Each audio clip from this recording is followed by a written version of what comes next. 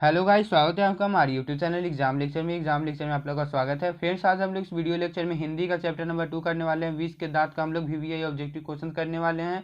20 के दांत का इसका हम लोग 30+ ऑब्जेक्टिव क्वेश्चन करने वाले हैं। 30 से ज़्यादा ही क्वेश्चन रहेंगे इस वीडियो में, ठीक है। तो वीडियो को पूरा देखिएगा, ठीक है। और चैप्टर 1 का भी वीडियो बना हुआ है, तो आप लोग प्लेलिस्ट में देख सकते हैं। लिंक डिस्क्रिप्शन में रहेगा, तो वहाँ से आप लोग चेक कर सकते हैं, ठीक है।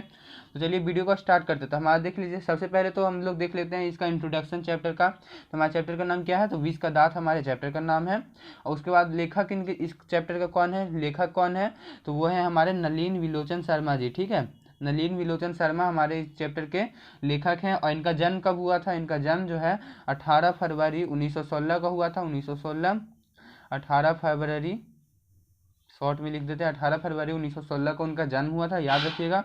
और जो इनका मृत्यु जो है 12 सितंबर 1961 को हुआ था, ठीक है। याद रखिएगा, 12 सितंबर 1961 को उनका मृत्यु हुआ था। 18 फरवरी 1916 को इनका जन्म हुआ था, ये आप लोग ध्यान रखिएगा, ठीक है। और उसके बाद हम लोग और आगे देख लेते हैं कि इनका जन्म स्थान कब था। इनका जो जन्म स्थान था वो कहाँ पर हुआ था इनका जन्म? तो वो जो है बरघाट में पटना में हुआ था, ठीक है। बरघाट, इस आप लोग देख लीजिए, बरघाट में हुआ था, पटना में, ठीक है।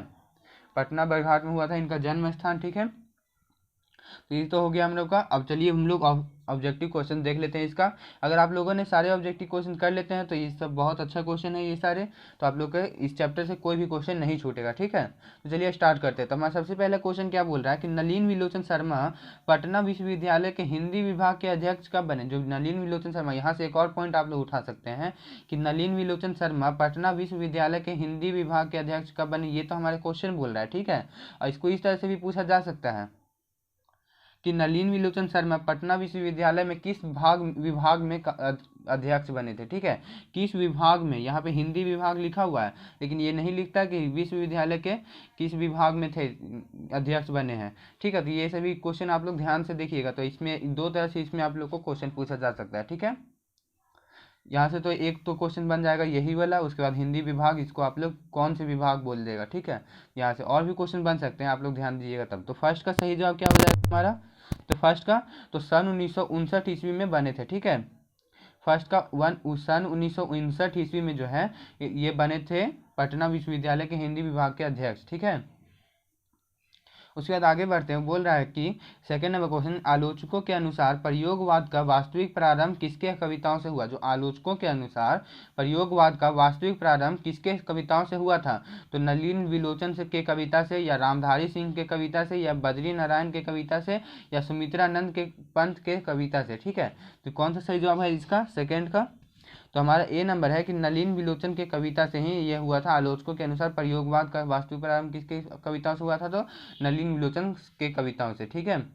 उसके बाद थर्ड नंबर हमारा क्वेश्चन बोल रहा है कि नलिन विलोचन शर्मा के कहानियों में किसके तत्व समग्रता से उभर कर आए? नलिन विलोचन शर्मा के कहानियों में जो है किसके तत्व जो है किसके बारे में समग्रता से उभर कर आए हैं?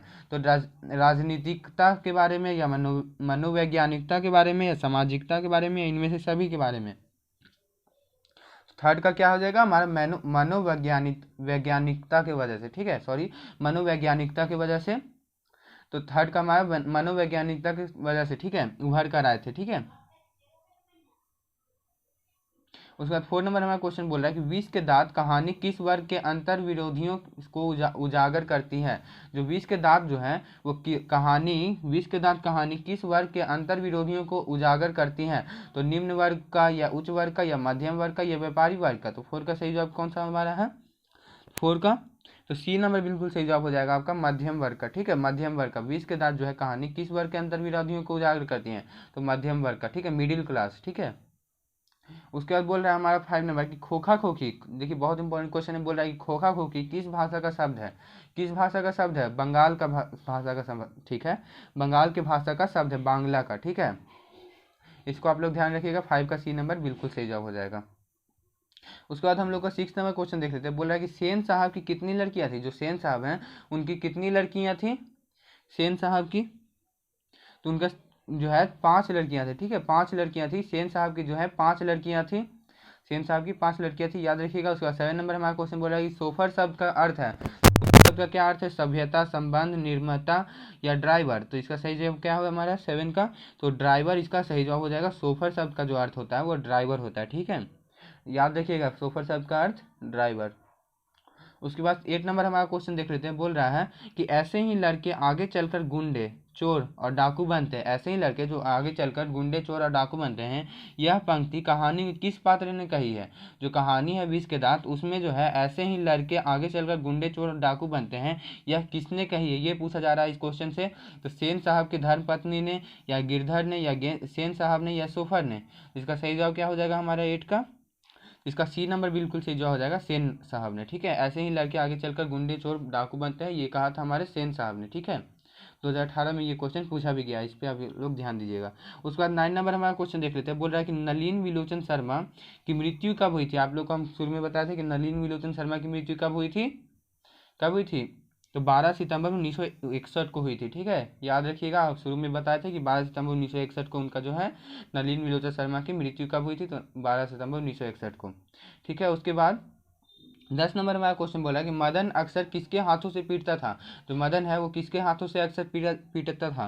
तो वो जो है अपने पिता के हाथों से अधिकतर पीटता था, ठीक है, अपने पिता के हाथों से अक्सर पीटता था, ठीक है। डी नंबर हमारा बिल्कुल सही जवाब हो जाएगा। उसके बाद 11 नंबर हम लोग क्वेश्चन देख लेते हैं। बोल रहा है कि विष के दांत शीर्षक कहानी के कहानीकार कौन है? विष के दांत शीर्षक कहानी के कहानीकार कौन है? तो आप लोग को बहुत अच्छा से पता होगा कि नलिन विलोचन शर्मा है, ठीक है। 11 का डी नंबर हमारा सही हो जाएगा, ठीक है। उसके बाद हमारा 12 नंबर क्वेश्चन बोल रहा है, देख लीजिए फ्रेंड्स, यही सब क्वेश्चन अधिकतर पूछा जाता है कि विष के दांत के शीर्षक कौन है, इनके, फिर बोल देगा कि नलिन विलोचन शर्मा के जन्म तिथि बताइए, मृत्यु बताइए, फिर कहाँ पर उनका ये हुआ था जन्म स्थान, तो वो सब बताइए, ये सब ज़्यादा पूछता है, ठीक है। तो उसको आप लोग ध्यान दीजिएगा। जैसे कि यहाँ पर तो आप लोग ये चैप्टर पढ़ रहे हैं, तब आप लोग को पता है कि नलिन विलोचन शर्मा है, ठीक है। लेकिन जब एग्जाम में बैठेंगे तो वहाँ पे अचानक से पूछ दिया जाएगा विष के दांत शीर्षक कहानी की कहानीकार कौन है। तो वहाँ पे तो बहुत सारे क्वेश्चन है, यहाँ तो एक ही चैप्टर से न सारा क्वेश्चन है, लेकिन वहाँ पे तो अलग अलग चैप्टर से अलग अलग क्वेश्चन रहेगा, तो उसमें आप लोग कन्फ्यूज हो जाइएगा। तो ये सबको आप लोग ध्यान दीजिएगा, इस सबको याद रखिएगा बहुत अच्छा से। तो नलिन विलोचन शर्मा जो है विष के दांत के हमारे शीर्षक है, मतलब कि कहानीकार है, ठीक है। उसके बाद 12 नंबर हमारा क्वेश्चन बोला है गिरधर लाल कौन है? गिरधर लाल जो है वो कौन है? कासू का पिता है, या मदन का पिता, या रजनी का पिता, या शेफाली का पिता? तो 12 का सही जवाब कौन सा हो जाएगा? तो हमारा बी नंबर हो जाएगा, मदन के पिता। मदन का पिता है गिरधर लाल, ठीक है। गिरधर लाल जो है मदन का पिता है।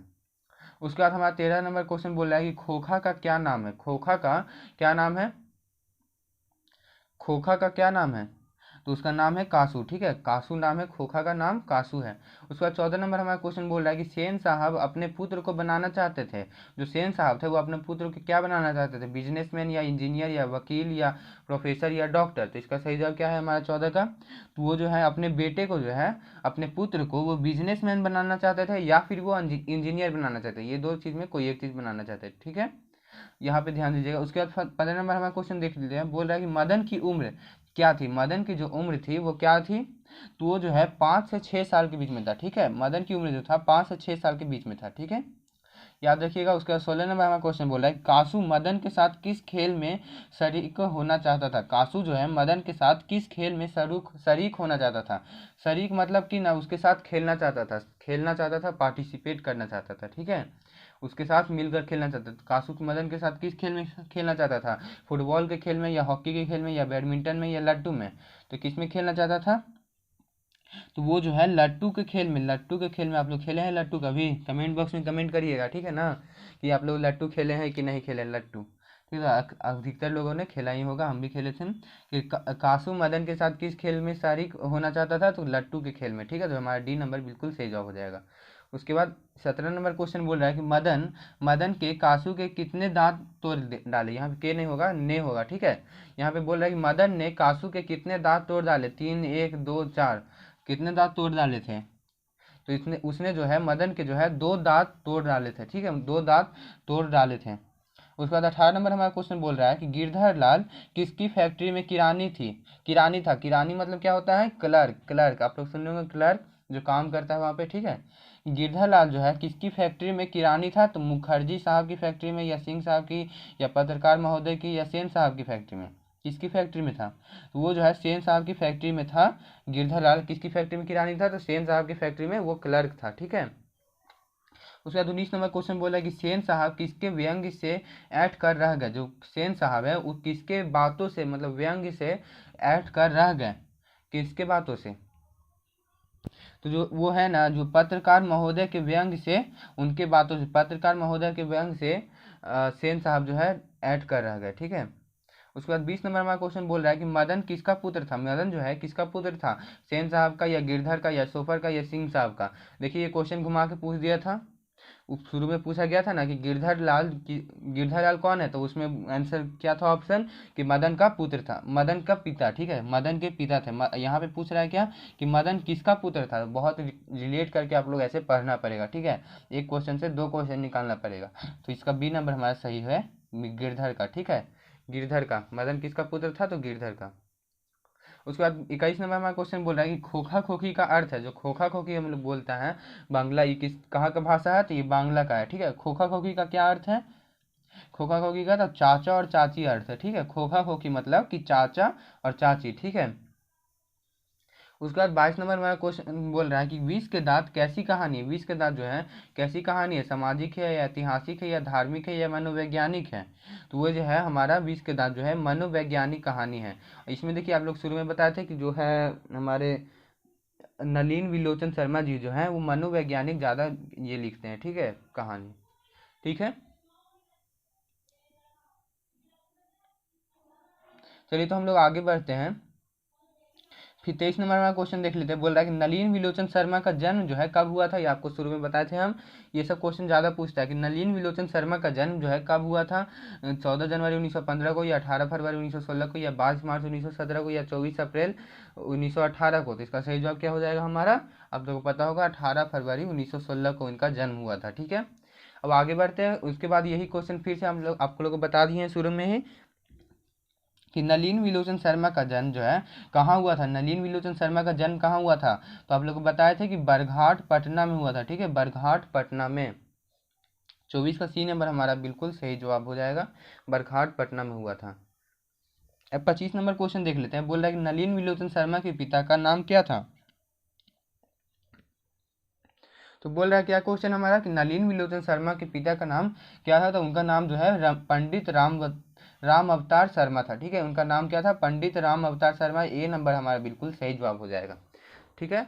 उसके बाद इसी के रिलेटेड क्वेश्चन है फिर से कि बोल रहा है नलिन विलोचन शर्मा के माता जी का क्या नाम था। नलिन विलोचन शर्मा के माता जी का क्या नाम था, तो इनका नाम क्या था, रत्नावती शर्मा नाम था, ठीक है, रत्नावती शर्मा। हमारा सी नंबर बिल्कुल सही जवाब हो जाएगा। अब 27 नंबर हमारा क्वेश्चन देख लेते हैं।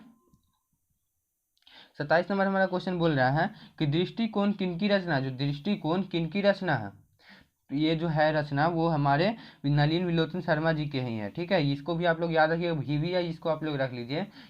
चैप्टर में ये क्वेश्चन पूछ दिया है कि दृष्टिकोण किनकी रचना है, तो नलिन विलोचन शर्मा की है, ठीक है। इसको आप लोग VVI क्वेश्चन रख लीजिए। उसके बाद 28 नंबर हमारा क्वेश्चन बोल रहा है कि लड़कियां क्या है, कठपुतलियां।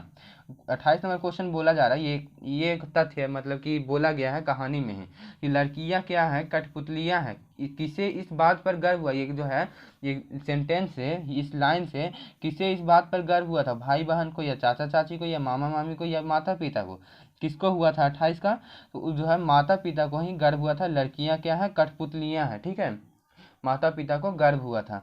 उसके बाद 29 नंबर हमारा क्वेश्चन बोला कि मोटर कार को किससे खतरा हो सकता था। जो मोटर कार है उसको किससे खतरा हो सकता था, कासू से, मदन से, खोखा से या इंजीनियर से।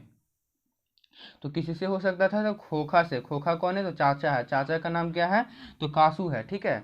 खोखा मतलब क्या हो जाएगा, चाचा, और चाचा का नाम क्या था हमारा, तो आपको शुरू में बताए थे, ऊपर में एक क्वेश्चन था कि उनका नाम था कासू था, ठीक है, कासू। इस पे ध्यान दीजिएगा। तो मोटर कार को किससे खतरा था, तो खोखा से था, ठीक है। उसके बाद आगे बढ़ते हैं। 30 नंबर हमारा क्वेश्चन देख लेते हैं। बोल रहा है कि सेन साहब ने किसे खूब फटकार लगाई।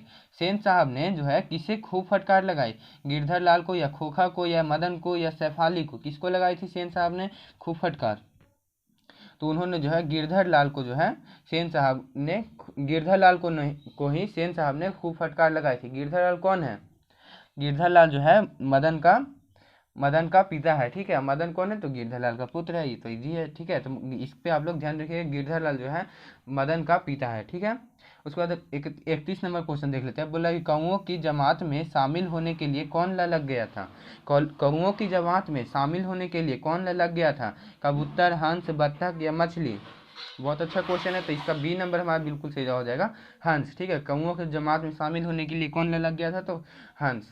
उसके बाद 32 नंबर हमारा लास्ट क्वेश्चन ये है, और चैनल को अभी तक सब्सक्राइब नहीं किए फ्रेंड्स तो सब्सक्राइब कर लीजिएगा। ठीक है, और वीडियो अच्छा लगा तो आप लोग लाइक करिएगा। ठीक है, कमेंट बॉक्स में कमेंट करिएगा अगर वीडियो अच्छा लगा तो। ठीक है, अपने दोस्तों के पास भी वीडियो को शेयर कर दीजिएगा। तो हमारा 32 नंबर क्वेश्चन बोला है, किसके अनुसार सेनों ने सिद्धांतों को ही बदल लिया था। किसके अनुसार सेनों ने सिद्धांतों को ही बदल लिया था। बेटियों के अनुसार, खोखा के अनुसार, मदन के अनुसार या गिरधर के अनुसार।